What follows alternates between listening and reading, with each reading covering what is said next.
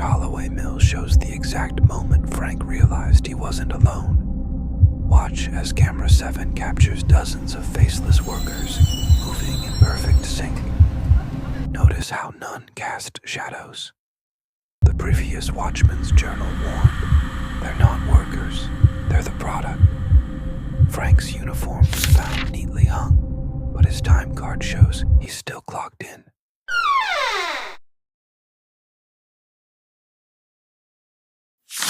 The night watchman at Holloway Textile Mill. The employment agency called it a simple security position. Walk the floors, check the doors, stay awake. They didn't mention the third floor loom room is always off limits after midnight. If the emergency lights turn red, don't look at the shadows. Whatever you do, never check the time cards from 1913.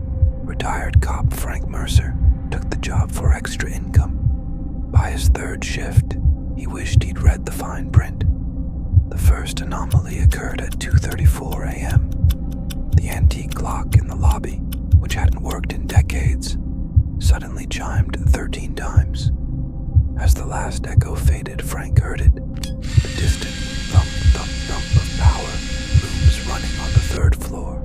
The security monitors showed empty workrooms until 3:17 a.m.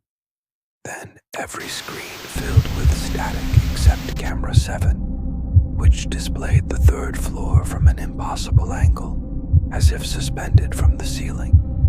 The footage showed dozens of figures moving between the looms, their faces blurred, their hands moving in perfect unison. None of them cast shadows. The previous watchman left a journal in the guard shack. They're not workers, they're the product. The looms don't weave fabric, they weave flesh. When the fire alarm sounds with no fire, cover your ears. When the elevator runs by itself, don't get on. And if you hear children singing from the dye vats, God help you. That night, Frank discovered why the mill always kept the basement locked. At 3:03 a.m., the freight elevator descended without being called. The security camera inside showed nothing, just an empty car. But when the doors opened on the basement level, the pressure sensors registered something entering that weighed exactly 317 pounds. The breaking point came when Frank checked the employee time cards. Every Halloween since 1913, exactly 13 workers clocked in for third shift, all assigned to Loom Room 3B. None ever clocked out. The most recent card bore Frank's own name, dated that night, with a perfect fingerprint in what looked like rust. Against all instinct, Frank took the stairs to the third floor. The door to Loom Room 3B stood slightly ajar. Through the gap, Frank saw the looms running at full speed, weaving something thick and glistening that wasn't cloth. The workers turned toward him in unison, their featureless faces tilting like puppets.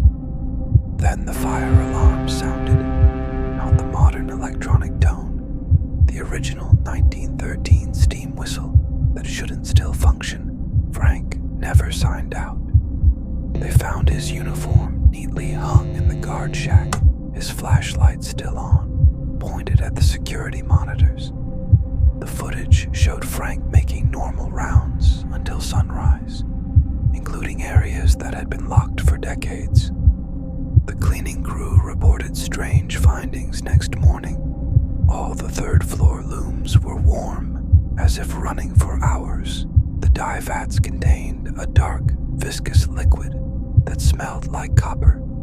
13 perfect child-sized handprints circled the drain number 7. The mill is hiring again. The new night watchman says production has never been better, especially in Loom Room 3B. Management says they're working on a special order. Just don't ask what material they're using, and whatever you do, never count the shadows after midnight.